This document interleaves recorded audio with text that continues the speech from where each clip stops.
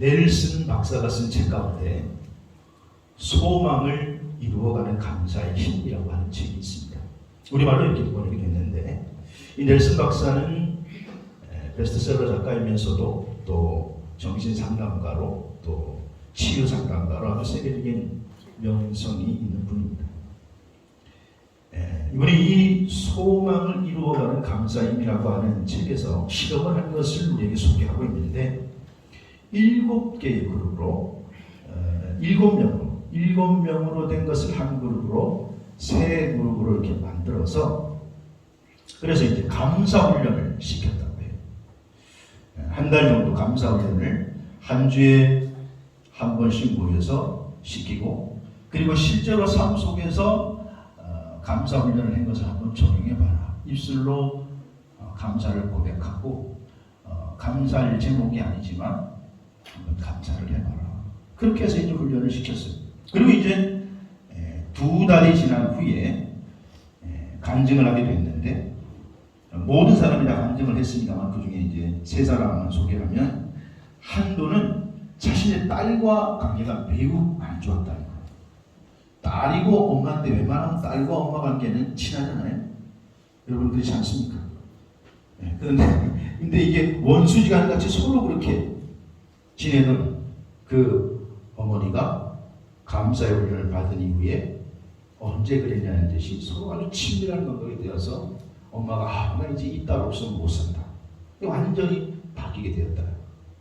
또 한 번은 감사훈련을 받기 전에는 진짜 직장에 가는 게 죽기보다 싫고, 직장에서도 뭐 그런 관계니까 동료들과도 관계가 서먹서먹하고, 직장에서도 왕따를 당하고, 직장 상사는 진짜 너무너무 보기도 싫고. 그런데 감사훈련을 받은 후에, 나중에 2달 후에 완전히 바뀌어서, 그래서 직장 가는 게 즐겁고 동료들과 친하게 돼요. 그래서 직장에 가는 게 마치 그냥 우리 놀이터에 가는 것처럼 너무너무 기쁘게 됐고, 또 한 번의 간증은 항상 뭔가 불안에 쫓기는 인생을 살았어요. 염려하고 근심하고 걱정거리가 너무 많아서 늘 우울증에 빠져서 항상 죽고 싶었는데, 감사훈련을 받고 난 이후에는 삶의 평온을 되찾고 행복을 찾았다. 그렇게 고백을 하게 됐다는 겁니다. 그래서 넬슨 박사는 이 실험을 통해서 한 가지 결론을 내렸는데, 그게 뭐냐? 감사를 고백하는 사람이 행복의 원천이다. 감사를 고백하는 게 우리의 삶의 시너지가 되고 행복의 원천이 된다고 하는 것입니다. 그런데 여러분, 오늘 우리의 삶의 형편을 들여다보면 사실은 항상 감사할 수 있는 환경과 조건이 오는 것은 아니죠. 2021년만 해도, 2020년만 해도 우리가 코로나가 이렇게 오래 갈 줄도 몰랐는데, 한 번도 경험해보지 못한 세상 속에서 전염병으로 인한 두려움, 나도 오늘 혹시나 전염되지는 않는가, 날마다 그런 염려, 또 직장에 다니시는 분들 이러다가 우리 직장 힘들어지는 거 잘되는 거 아니에요? 우리 가게도 사람들이 와야 뭘 장사를 할 텐데 오지 못하게 하니 어떻게 더 살아갈 수 있나? 이런 상황 속에서 우리가 어떻게 감사를 말할 수 있을까? 우리가 어떻게 감사할 수 있을까? 여러분, 오늘 우리가 살고 있는 시대는요, 소위 포스트 모더니즘, 후기 현대 사회라고 얘기합니다. 후기 현대 사회에 3가지 특징이 있는데, 하나는 무관심이에요. 무관심. 오늘 무관심의 시대에 우리가 살아가고 있습니다. 내가 아무리 힘들고 어려워서 죽겠다고 아우성을 쳐도 별 관심이 없어요. 심지어 옆에서 죽어가는 사람이 있어도 요즘은 별 관심이 없어요. 거기 끼었다가 괜히 내가 손대보면 어떡하나. 무관심의 시대, 무책임의 시대, 그리고 무감동의 시대. 웬만한 걸 봐도 다 오늘 현대인들은 강심장이어서 감동을 하지 않는 감동. 그런 시대에 우리가 더 살아가고 있으니 감사를 더 할 수 없는 시대에 살고 있다고 해도 과언이 아니지. 그러나 오늘 이렇게 힘들고 어려운 시대에도 주님께서는요, 우리를 너무너무 사랑하시고, 오늘 우리 한 영혼을 구원하기 위해서 자신의 독생자 하나밖에 없는 아들을 십자가 위에서 몸을 피 흘려 죽게 하심으로 나를 살려주신 줄로 믿습니다. 그러니까 하나님은 여전히 나를 사랑합니다. 누가 뭐라 해, 때로는 부모님조차도 관심 가지지 않고 사랑하지 않는 그런 형편이 있다 할지라도 그 한 영혼을 향해서 우리 하나님 여전히 관심을 가지시고 내가 너와 함께하리라 세상 끝날까지 너를 지키리라 약속하고 있는 줄로 믿으시기를 바랍니다. 그래서 하나님과 함께하면 그분의 음성을 들으면 위로받고 새 일을 행할 수 있는 줄로 믿으시기를 바랍니다. 오늘 읽은 본문은 에레미야서라고 하는 말씀인데 이 에레미야서의 말씀은 별명이 있는데 위로의 책이라는 별명을 가지고 있습니다. 특별히 우리가 읽은 30장에서부터 33장까지는 이스라엘 백성들의 회복의 내용을 담고 있습니다. 자, 지금 이스라엘 백성들의 형편은 사실 절망에 빠져 있습니다. 왜냐? 바벨론의 포로로, 다른 나라의 포로로 잡혀가 있기 때문에. 여러분, 포로가 뭐예요? 있는 거 다 뺏기고 자유도 없고 노예로 살 수밖에 없는 포로의 신세. 그런데 오늘 그들에게 하나님께서 에레미야라고 하는 선지자를 통해서 말씀을 주시는데 위로의 말씀을 주세요. 너희들을 회복시켜 주실 것이다. 소망을 가지고 감사하며 살아라. 눈으로 보기에는 전혀 변한 게 없습니다. 아니 지금 포로인데 무슨 감사를 하고 뭐가 회복된다는 말이야. 지금 이 지경에 감사하라고? 아니 지금 장난하네? 하나님을 원망하고 오히려 하나님을 떠나는 부류가 생긴 사람도 있고 또 한 부류는 그래 고통과 아픔의 연속이지만 그럼에도 불구하고 오늘 하나님께서 그렇게 말씀하시니 그 말씀을 믿고 감사하며 살아가는 사람도 있었을 거예요. 근데 오늘 본문의 말씀의 적용은 이 후자 감사함으로 그 말씀을 믿고 살아가는 사람들에게 성취되는 역사의 내용인 줄로 믿으시기를 바랍니다. 여러분 오늘 하나님의 약속을 붙잡고 감사하고 인내하고 하나님의 약속을 믿으면 하나님의 약속은 감사하는 자에게 반드시 성취되는 줄로 믿습니다. 그래서 오늘 추수감사 주일날 오늘 감사하는 자가 받는 복이라는 제목으로 말씀을 전하려고. 감사하는 자가 받는 복이 뭐냐? 첫째는 번성하게 해주신다. 오늘 19절에 보니까 그들에게서 감사의 소리가 나오면 그 소리를 듣고 내가 그들을 어떻게 하겠다고요? 번성하게 하리니. 이스라엘 백성들이 지금 포로로 잡혀있지만 그러나 포로에서부터 돌아오게 하겠다. 고국으로 돌아오게 하겠다. 그리고 고국으로 돌아와서 폐허가 된 성읍을 다시 건축하고 그리고 그들의 입술에서 감사한 소리가 나오면 하나님이 그 소리를 듣고 이스라엘 백성들을 번성하게 해 주시겠다. 여기 번성이라고 하는 단어는 라바라는 말인데 풍성하게 해 주시겠다. 증가하게 해 주시겠다. 확대하게 해 주시겠다. 성장하게 해 주시겠다. 그런 의미를 가지고 있어요. 여러분 하나님은 예나시구나 감사하는 자에게 관심을 가지고 그런 사람을 주목하시고 그런 사람을 붙드시는 줄로 믿으시기 바랍니다. 인간의 부모도 아니 자기 자식 잘 되기를 다 바라지 안 되기를 바라는 부모가 누가 있겠어요? 에이 우리 아들 쫄딱 망했으면 좋겠다. 아니 그런 마음 먹는 부모가 어디 있어요? 에이 우리 아들 병들어 시들시들했으면 좋겠다. 그런 부모가 어디 있어요? 하나님도 마찬가지예요. 하나님은 우리의 아버지십니다. 우리의 부모신 줄로 믿으시기 바랍니다. 그래서 늘 우리에게 우리가 잘 됐으면 좋겠다. 우리를 번성시켜 주시겠다. 창세기 1장 27절 28절에 보니까 하나님께서 그래서 말씀하시기를 그들에게 복을 주시고 그들에게 이르시되 생육하고 번성하라 땅에 충만하라 그렇게 말씀하십니다. 우리에게 번성하라는 거예요. 이 땅에 죄악이 관연할 때에도 하나님께서 물로 이 땅을 심판하셨지만 그때 노아의 가족만 남았어요. 그런데 하나님은 노아의 아들들에게 복을 주시고 생육하고 번성하라. 창세기 9장 1절에 보면 그렇게 말씀하죠.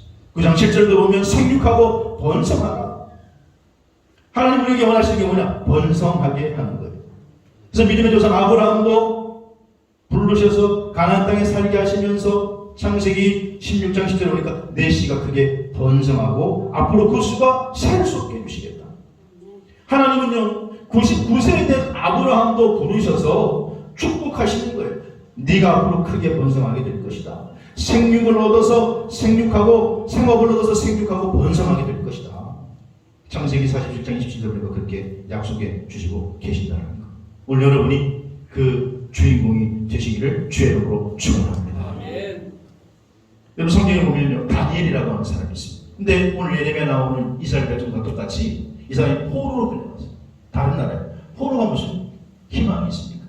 근데 다행히 귀족이어서 그래도 평민들 간에 다르게 왕궁에서 교육을 받으면서 그 나라의 관리로 살 수 있는 자격을 얻었지만 여전히 차별이 있겠죠. 그런데 그가 그 속에서 소위 말해 출세하게 됐습니다. 근데 이 바벨론이라고 하는 나라가 얼마나 컸는지 다리오 왕이 이 바벨론을 다스릴 때 120도를 다스렸어요. 우리나라 도가 몇 개? 하여튼 뭐 모른다 치고. 그러면 도가 만약 120도니까 나라가 얼마나 크겠냐 이 말이에요. 120도를 들어도 놀라지도 않아요. 강심장님. 그 나라를 다스리려니까 총리가 한두 명이 필요하나 이 말이에요. 우리는 도가 몇 개 안 되는데도 총리가 있잖아. 그러니 거기에 총리 3명 둬서 다스리는데 다니엘이 거기에 뽑혔어요. 여러분 포로입니다. 포로 출신인데 총리가 됐습니다. 정치하는 사람들은 늘 정치에 뭐가 있게 마련이에요? 정이 있게 마련. 정적이 있게 마련. 그러니 야 저거 포로 출신이 말이야 너무 설치는 거 아니야. 다니엘을 좀 어떻게 해보려고 뒷조사를 다 해봤는데 정직하고 의로운 사람 걸리는 게 없어요. 근데 딱 하나 걸리는 게 있는데 뭐가 있냐 하면은 이 사람은요 이스라엘 백성 출신이라 하나님 앞에 늘 하루에 몇 번씩? 3번씩 기도합니다. 아하 걸렸어요. 이거를 빈대로 잡으면 되겠다. 그래가지고 다니엘을 잡기 위해서 일부러 특별법을 만들어. 왕이신 다리 왕이신 당신은 우리나라의 유일한 신이십니다. 당시의 왕은 신이거든요. 당신을 경배해야 되는데 다른 신을 경배하는 자들은 역적이 될 가능성이 많이 법으로 금하여서 만약 다른 신을 경배하면 다 죽여버립시다. 사자불에 넣어버립시다. 다리 왕은 뭣도 모르고 자기를 왜 충성하는 다니엘을 잡는 법인지도 모르고 사인을 해버립니다. 여러분 이 법이 자기를 잡기 위한 거라는 걸 다니엘이 알았을까요? 몰랐을까요? 다니엘이 똑똑한 사람이에요. 알았습니다. 그럼에도 불구하고 성경에 보니까 다니엘 6장 10절에 왕의 도장이 찍힌 걸 알고 이 말은 자기를 잡기 위한 건 줄 알고 그런데도 자기 집에 윗방에 올라가 예루살렘을 향하여 전에 하던 대로 하루 3번씩 무릎을 꿇고 하나님께 감사하였더라. 감사하였더라. 감사했는데 아마 다니엘의 정적들은 야 잘 걸렸다. 넌 이제 끝이야라고 얘기했을지 몰라요. 그러나 하나님은 역전의 하나님이셔서 결국은 다니엘을 죽이려고 했던 그 사람들을 오히려 죽게 만들고 그를 사자굴에서 건져내시고 다니엘 6장 28절에 보니까 이 다니엘이 다리오 왕 시대뿐만 아니라 바샤 시대에 페르시아 시대의 고레스 왕의 시대까지 형통하게 되었더라. 여러분 원래 정권이 바뀌면 어떻게 돼요? 정권에 매여있던 사람들은 다 어떻게 돼요? 우수수수수 낙엽이 되는 겁니다. 그게 정치의 원리입니다. 그런데 이 다니엘은 왕권이 바뀌었는데도 번성하고 형통하게 된 줄로 믿습니다. 왜냐? 하나님께서 감사한 자에게 주실 축복이 뭐냐? 번성하게 해주시겠다. 오늘 그 축복의 주인공이 되시기를 주의 이름으로 축원합니다. 두 번째로 감사하는 자가 받는 복은요? 존귀하게 해주시겠다. 존귀하게. 번성하게 뿐만 아니라 존귀하게 해주시고 오늘 본문 10절에 보니까 그들에게 감사한 소리가 나오고 내가 그들을 어떻게 해요? 존귀하게 하리니 존귀하게 해주시겠다고 약속하고 있는 거예요. 여러분 지금 이스라엘 백성들이 존귀하지 않아요. 포로가 무슨 존귀합니까? 포로가 멸시와 천대의 핍박의 대상이지 뭐가 존귀해요. 그런데 하나님께서 감사하며 인내하면 누구든지 너희들을 무시하지 못하도록 존귀하게 해주시겠다. 약속하고 있는 줄로 믿으시기를 바랍니다. 존귀는 카바드라고 하는 단어를 썼는데 존경받게 하다, 영화롭게 하다. 여러분 하나님이 역사하면 약한 자라도 미약한 자라도 하나님이 존귀하게 영화롭게 만들어 주시는 줄로 믿으시기 바랍니다. 시편 16편 3절에 보니까 땅에 있는 성도들은 어떠한 자라고요? 존귀한 자들이 존귀. 여러분 우리가 오늘 땅에 있는 성도들이잖아요. 우리가 존귀한 자들, 존귀한 자. 존귀한 자인 줄로 믿으시기를 바랍니다. 예인대 교수 헤럴드 모로위츠 교수가 이런 말을 했어요. 우리 사람 존재를 우리가 이렇게 다 분석을 해봤더니 해부를 해서 우리 몸은 아미노산 아니면 단백질로 대부분 구성되어 있대요. 인간의 육신은. 그래가지고 인간과 똑같은 모습으로 과학적으로는 만들려면 아미노산과 단백질을 가지고 말할 수 있대요. 물론 거기에 정상적인 뭐 사고하고 말하고 행동하는 기능은 못하겠지만 육신적으로는 어떻게 비슷하게 만들 수가 있대요. 그런데 나 같은 똑같은 존재를 만들기 위해서 들어가는 돈이 얼마냐? 600억 달러가 아니라 6천조가 들어가요. 6천조 달러. 놀라지도 않아요. 6천. 하여튼 1조 2조는 뭐 신경이 많으니까. 예? 여러분 그걸 제가 읽으면서 이야 인간은 대단한 존재구나. 여러분 내가 오늘 얼마라는 거예요? 6천조라는 거예요. 아직 내가 한 걸음 가는데 내가 6천조인데 뭐 주식 좀 떨어졌다고 낙심할 필요가 뭐가 있나? 6천조라는데 좀 가기가 좀 힘들다고 뭐 낙심할 필요가 뭐가 있나? 여러분이 6천조인 줄로 믿으시기 바랍니다. 옆에 분 보시면서 이야 대단하십니다. 시작. 6천조라는데 뭐 6천조. 네?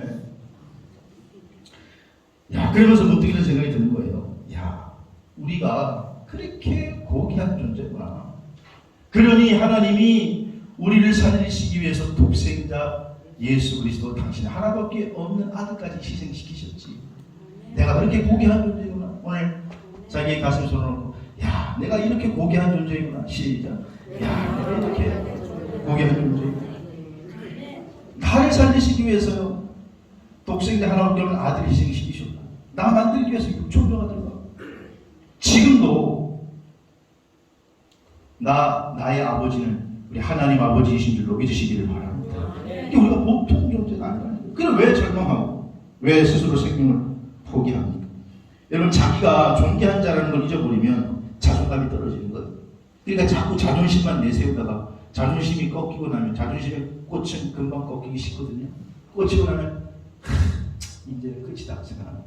그러나 여러분 우리 하나님의 자들은 자존감으로 살아가시기 바랍니다. 우리 아버지가 전능하신 만왕의 왕이신 하나님이신 줄로 믿으시기를 바랍니다. 그래서 우리는 영적인 존재를 볼 때 너무나 고귀한 거예요. 너무나 내가 이 땅뿐만 아니라 저 영원한 하나님의 나라를 다스릴 수 있는 영원한 천국의 주인공이라고 하는 거예요. 그래서 오늘 본문에 보니까 절망과 좌절의 이스라엘 백성들에게 에레미야를 통해서 말씀하시기를 너희들이 감사하면 하나님께서 너희를 존귀하게 해주시겠다. 여러분 감사하는 자가 되셔서 여러분 삶이 존귀케 되기를 주의 이름으로 축복합니다. 세 번째로 오늘 감사하는 자가 받는 복이요 가까이 오게 해주시겠다. 30장 오늘 20절에 보니까 내가 그를 가까이 오게 하리니 그가 내게 가까이 오리라. 오늘 본문 말씀이 그렇게 말하고 있습니다. 여러분 하나님을 가까이 하는 게 복인 줄로 믿으시길 바랍니다. 누가복음 17장에 보면 우리가 잘 아는 10명의 나병 환자들이 거리를 걷다가 주님을 발견하고 주님께 도움을 요청해서 그 병이 고침받는 사건이 소개되고 있습니다. 근데 주님께서 그들에게 직접 손을 얹으시지 않으시고 10명의 나병 환자들에게 뭐라고 말씀하시느냐, 너희들이 제사장에게 가서 몸을 보이라 이렇게 얘기했어요. 멀리서 야 제사장에게 가서 몸을 보이라. 그러니까 이 10명의 나병 환자들이 안수를 하고 나면 만족하지 않고 근데도 이 10명의 나병 환자들이 그 예수님의 말씀을 믿고 그리고 제사장으로 가다가 제사장에게로 몸을 보이러 가다가 중간에 다 고침받은 줄로 믿습니다. 근데 그 중에 한 명이요. 10명이 다 고침받았는데 그 중에 한 사람 사마리아 사람이 그냥 집에 가지 않고 고침받았으면 얼마나 좋아요. 나병 환자들은 가족과 사회로부터 격리됐으니까 만날 사람이 한둘이 아니고 빨리 가서 이 소식을 가족에게 전해야 되는데 그 중에 사마리아 한 사람이 정말 너무너무 감사한 마음을 잊지 못해서 주님께 꼭 내가 이 감사를 고백하고 가야 되겠다. 그리고 돌아와요. 그래서 17장 15절 16절 보니까 한 사람이 자기가 나은 것을 보고 큰 소리로 하나님께 영광을 돌리며 돌아와요. 그래서 예수의 발 앞에 엎드려 뭐 했어요? 감사한다. 감사. 근데 이 사람 사마리아 사람. 여러분 근데 이 말씀 속에 깨닫는 숨어있는 진리가 있는데 그게 뭐냐 하면 감사하기 전에는 이 10명의 나병 환자들이 멀리 주님과 관계가 있었어요. 멀리. 주님께서도 가까이 가지 아니하시고 멀리서 말씀하셨어요.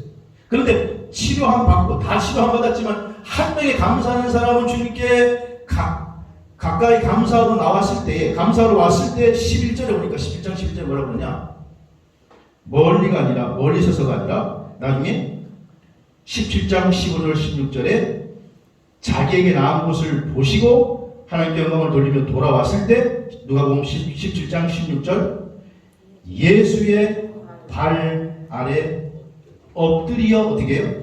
감사하라. 예수의 발 아래 엎드렸다. 예수님과 멀리 떨어져 있다가 이 사람은 감사했을 때 예수님의 발 아래 가까이 오게 된다. 예수님과. 여러분 전능하신 그분과 가까이 하게 되면 가까이 오게 되면 그게 복인 줄로 믿으시기를 바랍니다. 주님 곁에 가까이 가면 떨어지는 게 얼마나 많겠어요. 전능하신 분에게 가까이 아니 권력자에게 가까이 가도 떨어지는 게 많아서 그렇게 가까이 가려고 하는 게 이 세상 사람들인데 전능하신 하나님께 가까이 가면 주님께 가까이 가면 얼마나 좋겠어요. 여러분 주님께 가까이 가시기를 주의 이름으로 축원합니다. 우리가 잘 아는 구약의 믿음 사람 요셉이요. 형들의 미움을 받아가지고 애굽 노예로 팔려요. 근데 노예인데도 성경은 참 이상한 게 요셉을 형통한 자라는 거예요. 창세기 39장 2절에 그가 노예인데도 왜 형통한 자가 되느냐? 여호와께서 요셉과 함께 하심으로 가까이 하심으로 그가 형통한 자가 된 줄로 믿습니다. 비결은 하나님과 가까이 하는 자는 형통한 자가 되는 거예요. 그러므로 사랑하는 여러분, 내가 하나님 안에 있으면 지금 환경과 관계없이 형통한 길이 열릴 줄로 믿으시기를 바랍니다. 하나님 밖에 있으면, 멀리 떨어져 있으면, 멀리 서 있으면 힘들어요. 하나님 가까이 있어요. 가까이 있어요. 이 비결을 아는 사람이 다윗이어서 다윗은 하나님께 가까이 가려고 했어요. 근데 여러분, 다윗의 흠이 있다면 뭐냐? 우리아의 아내를 빼앗고 우리아의 아내를 죽였어요. 우리아는 충신이었어요. 근데 다윗이 아무도 모르게 우리아를 죽였거든요. 아는 사람은 없는데 불꽃같이 보시는 하나님은 아시는 거죠. 나단 선자를 통해서 다윗을 통렬하게 책망하십니다. 네가 우리아를 죽이지 않느냐. 91마리 양이 있으면서도 한 마리의 양을 빼앗는 그런 못된 주인처럼 네가 그 짓을 하지 않았느냐. 그때에 다윗이 엎드려 회개하면서 시편 51편에 보니까 웃을 쳐도 나를 씻겨주소서. 하나님이여 내 속에 정한 마음을 창조하시고 내 안에 정직한 영을 세우게 하소서. 나를 주 앞에서 쫓아내지 마시고 이 말은요 나를 멀리하지 마시고 이 말이에요. 내게 성령을 거두지 마옵소서. 왜 그랬느냐? 다윗은 주님 멀리 떨어지면 끝인 줄 알았기 때문에 주님을 가까이 하고 싶어서 나를 쫓아내지 말라는 거예요. 멀리하지 말라는 거예요. 여러분 가까이 하는 자, 주님을 가까이 하는 자가 복이 있는 줄로 믿으시기를 바랍니다. 그래서 시편 65편 4절에 보니까 주께서 택하시고 가까이 오게 하사 주의 뜰에 살게 하신 사람은 뭐가 있나이다? 복이 있나이다. 누가 복이 있느냐? 주의 뜰에 머무는 자. 여러분 오늘 주의 뜰에 머문 여러분이 하나님을 가까이 한 여러분이 복이 있는 자인 줄로 믿으시기를 바랍니다. 앞으로도 일생 살아가는 동안에 하나님을 가까이 하시기를 주의 이름으로 축원합니다. 이 말을 뒤집어 하면 가까이 하지 않으면 멀어지면 복을 받지 못한다는 것. 여러분 감사하는 자에게 하나님께서 어떻게 해주시겠다고 그랬냐? 가까이 해주시겠다. 이 말을 또 뒤집어 말하면 불평하는 자는 어떻게 해요? 하나님으로부터 멀어집니다. 안타까운 것은 원망하고 불평하는 자는 멀어집니다. 이스라엘 백성들이 왜 가나안 땅에 결국 1세대가 들어가지 못하고 2세대가 들어갔습니까? 원망하고 불평하다가 하나님으로부터 멀어진 진짜 복을 맛보지도 못하고 그들은 다 광야에서 죽고 마는 겁니다. 여러분 우리가 사용하는 자석 있죠. 자석은요 주변에 금속으로 만들어진 것을 갖다 대고 어떻게 해요? 잡아 땡기는 거예요. 어렸을 때 여러분 자석놀이 많이 해보셨잖아요. 요즘 애들은 자석 갖고 놀라고는 잘 놀지도 않는데 우리는 어렸을 때 놀이가 없어가지고 자석 주면 잘 놀아요. 서로 한 시간을 그냥 보내. 왜냐하면 자석 가지고 온 사방 다니면서 막 대보는 거예요. 그러면 거기에 금속 성분이 있으면 어떡합니까? 땡기는 거예요. 땡겨오는 거예요. 근데 그 안에 굴이나 알루미늄 이런 것도 붙지 않아요. 그 안에 금속이라도 자성이 있어야 땡겨와요. 자성. 네? 아시나 모르겠네요. 자석으로 땡기면 땡겨오는 그 안에 자성이라는 게 있어요. 여러분, 하나님의 같은 백성이라도 그 안에 감사가 담겨 있는 자 하나님이 땡기시는 줄로 믿으시길 바랍니다. 지난 2020년 7월 2일자에 국민일보 기사의 한 토막을 마지막으로 소개하면 그 제목이 어르신의 안부를 묻는 우유 후원 협약식이라는 기사의 타이틀이에요. 옥수중앙교회라는 교회가 협약식을 맺었는데 이 교회는 무위탁 놓인 어려운 어르신들의 안부를 살필 겸 우유를 배달하면서 어르신들이 잘 계신지 살피는 그런 사업을 했어요. 요즘 혼자 계시다가 돌아가시는 분들이 많으니까 교회에서 이건 아니다 싶어서 우유를 배달하면서 형편이 어려우신 분들이 잘 계신지 살펴보는. 근데 2012년 12월쯤에 옥수중앙교회 한 청년이 이제 사업을 개업을 해서 예배를 드리고 그게 조금 잘 돼가지고 확장 예배를 드리는 거예요. 확장 예배를 드리는데 이 청년이 예배를 드리다가 목사님 말씀을 내려받고 목사님 앞으로 우리 교회에서 우유 배달하는 거 있지 않습니까? 그거 제가 돈을 다 내겠습니다. 그러니까 목사님이 볼 때 청년 가정도 아직 안 가졌고 또 사실 사업도 이렇게 넉넉하지 않아요. 그러니까 목사님 뜻은 좀 갸륵하지만은 조금 더 잘 된 다음에 하라고 좀 말렸어요. 그러니까 목사님 제가 하겠습니다. 좀 나중에 제가 하겠습니다. 뭐 하도 하겠다니 어떻게 말려요. 그래가지고 하는 건데 작은 건 해라. 그래가지고 이제 매년 그 어른들에게 우유를 갖다 주는 300만 원씩 후원을 매년 하다가 보니까 나중에 이게 점점 드러나서 500만 원씩. 그래서 300만 원씩 할 때는 한 100명의 어른들이 우유를 받는데 500만 원씩 드리니까 200명이 받을 수 있게 됐대요. 근데 이 사업을 한 사람이, 이 후원을 한 사람이 누구냐면 김봉진이라는 사람, 김봉진 대표. 들어보셨습니까? 안 들어봤겠죠. 김봉진 하면 여러분들은 알지 못하지만 배달의 기수 대표라고 하는 거예요. 배달의 기수. 배달의 기수 알아요? 우리가 배달의 민족인데 배달의 기수. 요즘 코로나 시대에 음식 시켜 먹을 때 다 뭐로 시켜 먹어요? 앱으로 시켜 먹는데 배달의 기수라는 앱으로 시켜 먹는 거예요. 그래 이 앱을 만든 대표가 바로 김봉진이라는 대표예요. 여러분, 김봉진은 어렸을 때 가난했습니다. 그래서 가난한 이들의 아픔을 너무나 잘 알고 있고 그래서 어르신들의 안위가 걱정돼서 제가 그 어르신들에게 우유는 대접하겠습니다. 그리고 그러면서 또 어른들의 안부를 살필 수 있으니 그 일을 하겠다고 힘들어도 감사하기로 결단하고 하나님 앞에 자기의 사업을 드리면서 했더니 하나님이 그를 축복해 주신 줄로 믿습니다. 그래서 나중에 그가 지금 배달의 기술로 어마어마한 큰 기업이 지금 아마 하고 있는지 모르겠어요. 이걸 팔았는지. 창세기 28장 15절 목사님이 그때 개업 예배를 드리면서 확장 예배를 드리면서 그 말씀 주시되 내가 너와 함께 있어 어디로 가든지 너를 지키고 너를 이끌어 이 땅에 돌아오게 할지라. 내가 내게 허락한 것을 다 이루기 전에는 결코 떠나지 아니하리라. 이 말씀을 자기 말씀으로 받은 거예요. 아멘. 하나님 그렇게 내가 되기를 원합니다. 내가 하나님 그리고 감사하며 살겠습니다. 하나님을 가까이 하면서 살겠습니다.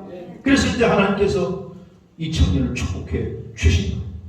오늘 추수감사절을 맞아서 여러분의 인생을 한번 돌이켜보시기 바랍니다. 지난 1년의 삶을 점검해 보시기 바랍니다. 내가 감사를 품고 있는 사람입니다. 하나님을 가까이 하는 사람입니다. 여러분 성경에는요 다 신앙이 위대한 분들이 공통점이 뭐냐? 감사하는 자들인 줄로 믿습니다. 하나님께서 감사하는 자에게 모든 게 협력하여 선을 이루게 해주시는데 그들에게 주신 축복이 뭐냐? 번성하게 해주신다. 존귀하게 해주신다. 끌어당겨서 가까이 오게 해주신다. 하나님을 가까이 하는 인생 되셔서 감사를 품고 사는 인생 되셔서 여러분이 그 축복의 주인공이 되시기를 주의 이름으로